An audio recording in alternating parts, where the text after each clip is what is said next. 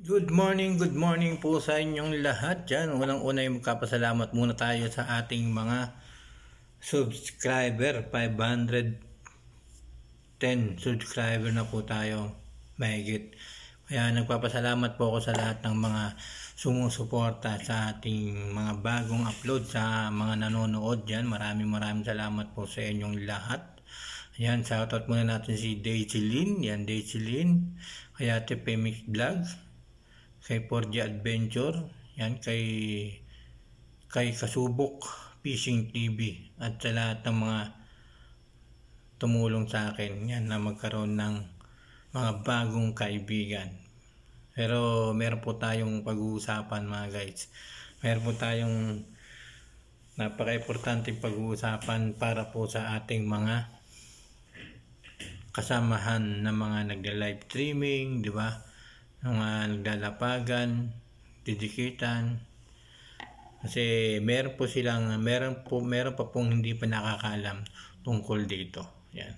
Meron pa pong hindi nakakaalam tungkol sa bagong format ng pagla-live streaming.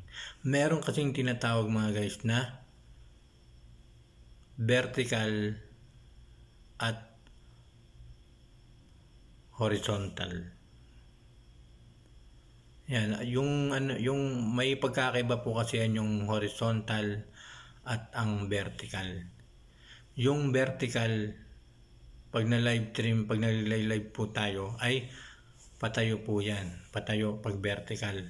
Pag horizontal po, ay paiga. Di ba? Pero nakasanayan po natin mga guys, kapag nag-live tayo ay kapag nagbaba po tayo ng ating mga link ay napipindot po natin yon. Kunyari yung kaibigan mo binaba yung link, ang iyong upload, binaba ng kaibigan mo. Pag binaba po yun ng isang kaibigan mo na nandun din sa live streaming, lalo na kapag nasa vertical live streaming ka po, ay hindi mo po yun mapipindot. Hindi po yun mapipindot ng nanonood sa'yo kapag naka-vertical live streaming. Kasi ang format ngayon sa vertical live streaming, pang go-to channel lang po yan. Kaya nasabi ko po ito kasi kanina ay may pinuntahan ako nagla-live streaming, naka-vertical live streaming. Ay, ang sabi niya sa akin, puntahan ko yung nagbaba ng link. Yung nagbaba ng link. Pero hindi ko po yung mapipindot. Hindi ko po yung mapipindot yung binaba ng link ng kaibigan nung sinasabi niya. Hindi ko mapipindot yun. Kaya pag naka-vertical live streaming ka po, o pumasok ka sa isang vertical live streaming, naka-vertical, ay parang go-to channel lang po yun. Puro go-to channel lang po. Depende po yan kung naka-horizontal yung naka-live streaming. Kapag naka-horizontal live streaming siya, ay pwede mo po yung mapindot yung kanilang binababa. Pero kung naka-vertical live streaming po kayo, at may nanonood po sa inyo at binaba mo yung isang link na hindi naman sa'yo, o ginagamit mong second account tapos binaba mo yung link mo, yung main channel mo, ay hindi po yun mapipindot.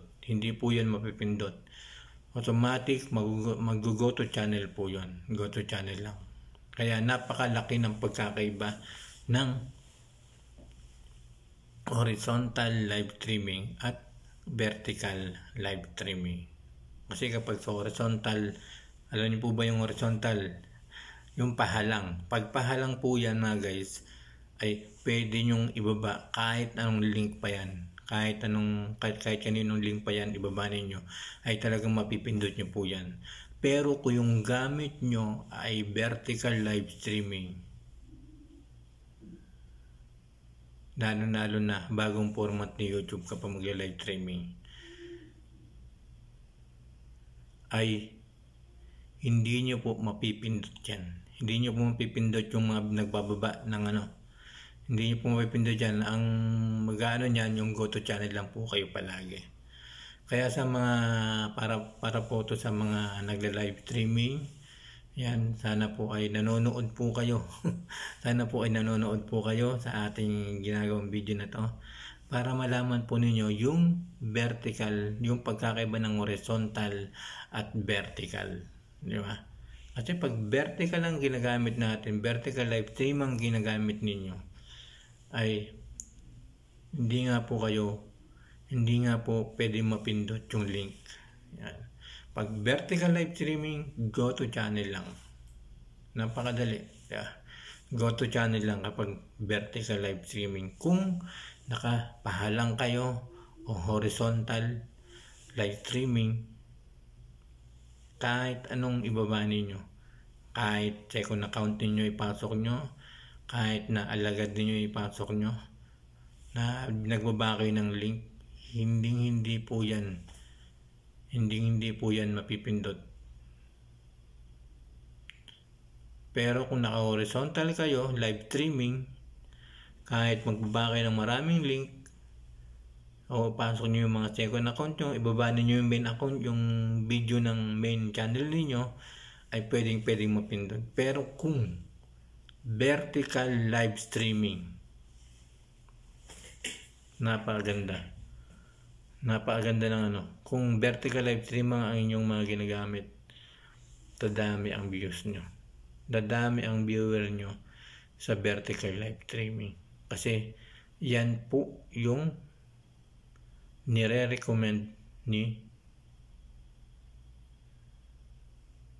YouTube.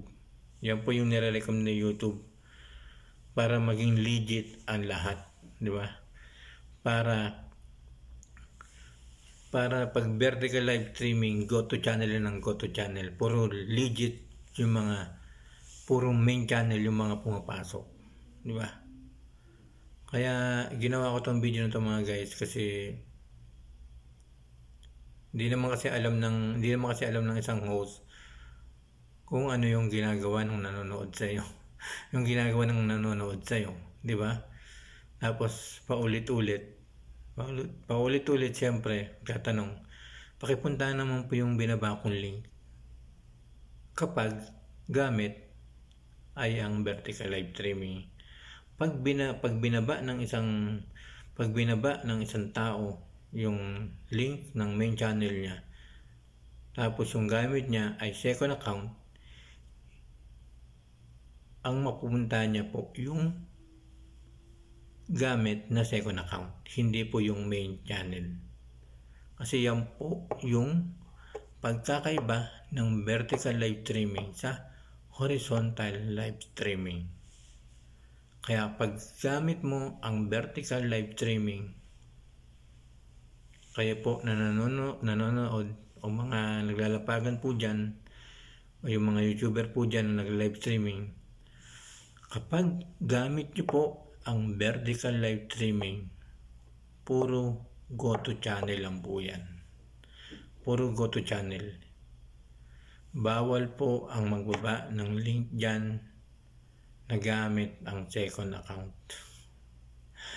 Puro main channel lang po ang available na pwedeng gamitin kapag nagbe-vertical live streaming ka po.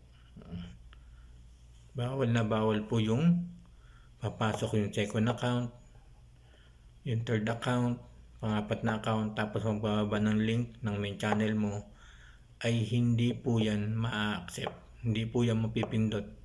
Baliwala din po yan. Kasi po yung vertical live streaming po ay pang-go to channel. Pang-go to channel. Kaya mapapansin nyo sa vertical live streaming sa mga nanonood, ay wala po dyan sa gilid yung like. Wala po sa baba yung like, wala. Yan po ay pinipress lang. Pipress mo yung screen at lalabas na po dyan yung like, dislike, and share. Kaya maraming salamat po sa inyo. Salamat po sa inyo lahat. At sana po ay meron kayong natutunan sa ating ginawang video na to. Yan, pasya na lang po sa mga kaibigan ninyo nagla-live streaming. Maraming salamat po sa inyo lahat. At don't forget to subscribe my YouTube channel, Kuya Mike CB. Maraming salamat po sa inyo lahat. Thank you so much. Bye-bye po sa inyo lahat. Bye-bye.